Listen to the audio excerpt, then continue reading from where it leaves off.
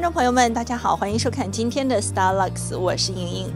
中国新年呢，不仅仅是我们中国人的专利，但是随着中国文化的盛行，近几年非常多的西方主流社会也开始融入这个庆祝的阵容。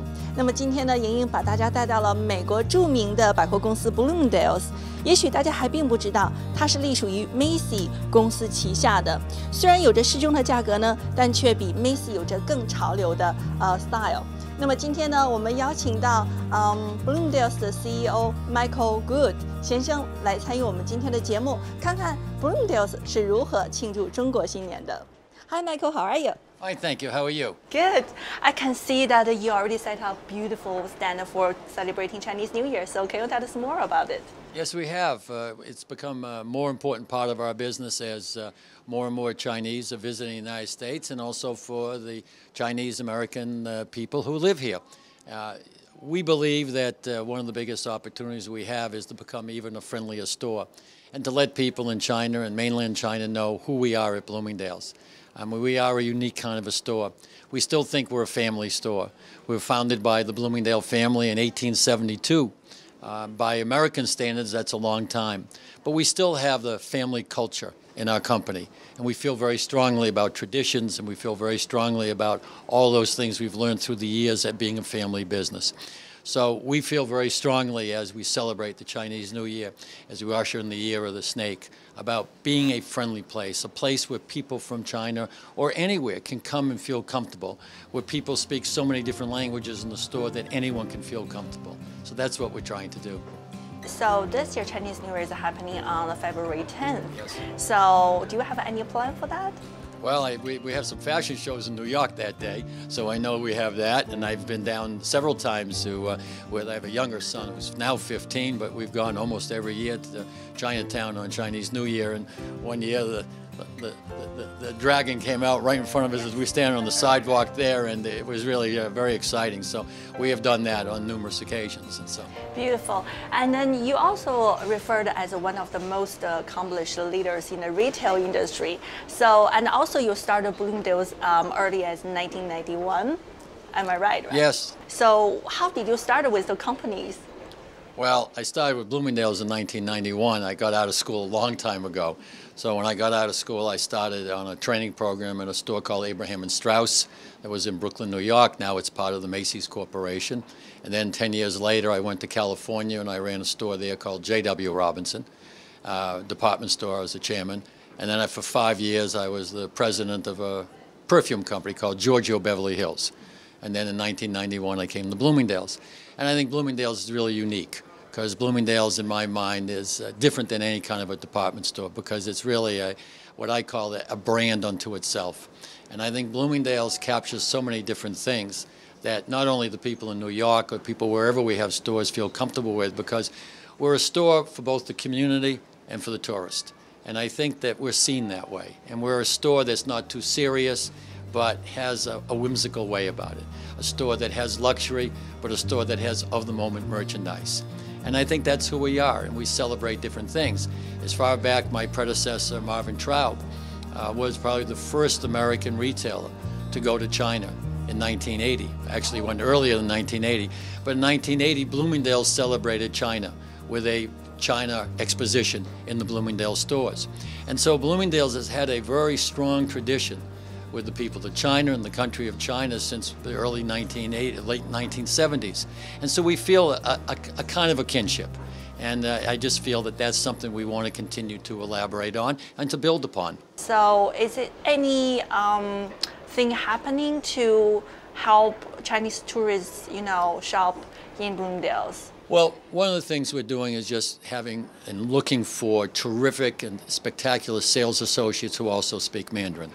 A few years ago, we probably had no more than maybe a handful, if that, maybe, not even 10. Yeah. And now we have about 200. We believe that that is one of the ways we can make it more comfortable. The other way we can make it more comfortable is with our visiting service and our visitor center here in 59th Street on the balcony, but in our other stores in San Francisco and South Coast Plaza in California and in Chicago and our store there. How do we make it more comfortable when a Chinese visitor comes into a store? One is it easy to find? Two, do we have people that can speak the language and make it feel comfortable for you? I know when I travel, it's very difficult. You know, yes, if you go into England, it's fine. But if you go someplace else and you don't speak the language, you're hesitant to ask directions, you're hesitant to ask in the store. So how do we make it comfortable in the store? And so what we have done is we have selected a number of departments where we believe that Chinese visitors happen to like that merchandise in particular.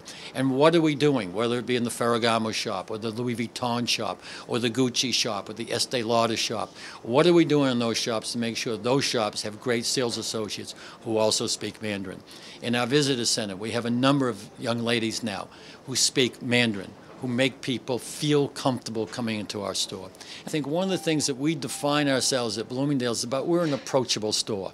I mean, there are other great stores in America, but I think from an approachable store that also sells luxury, I think that gives us a little something different. And people have to feel comfortable coming in our store.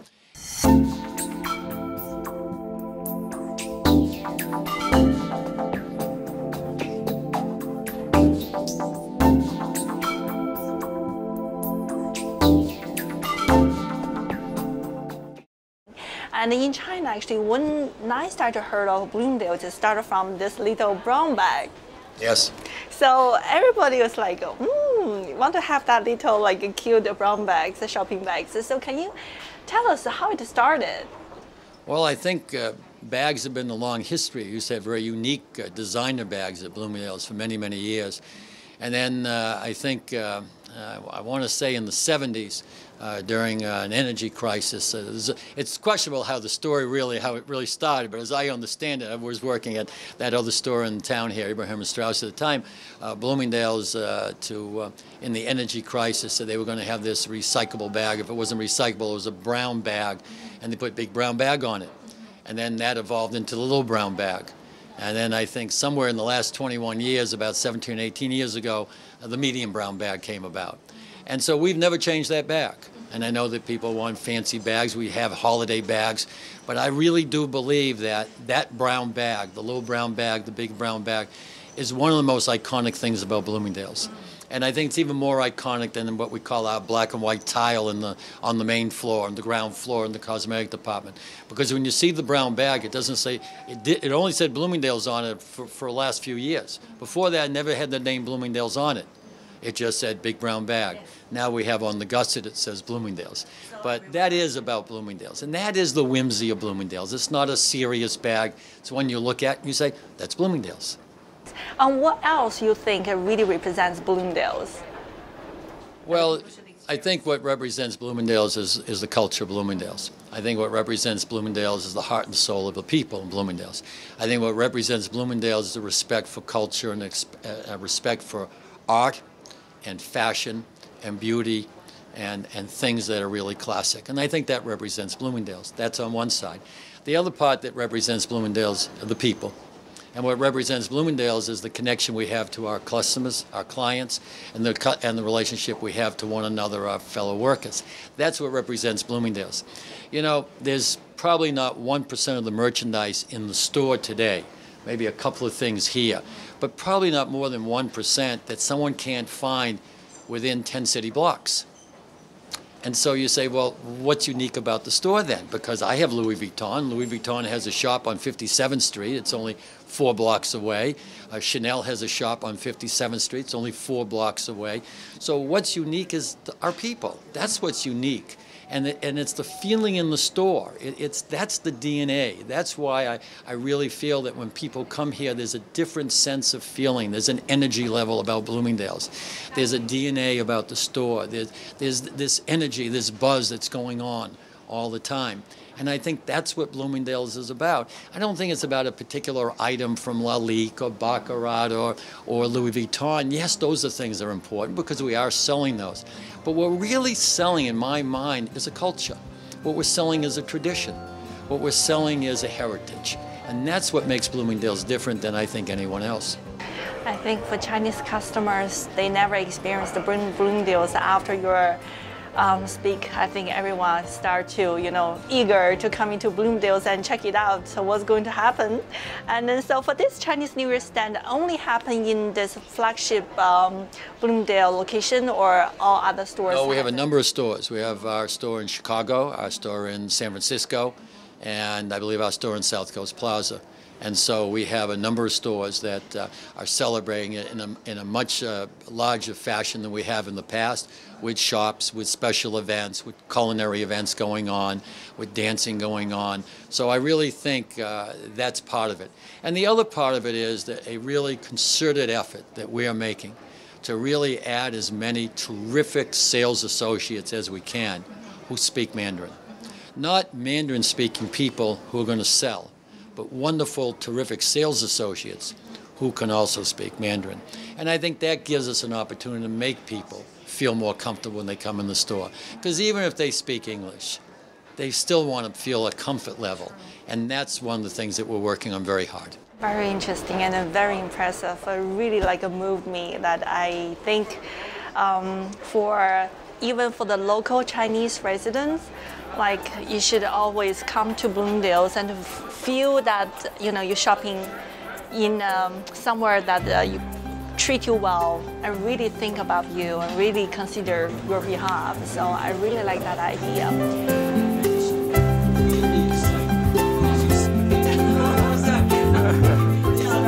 Hello, I'm Michael Gould, the Chairman and Chief Executive Officer of Bloomingdale's.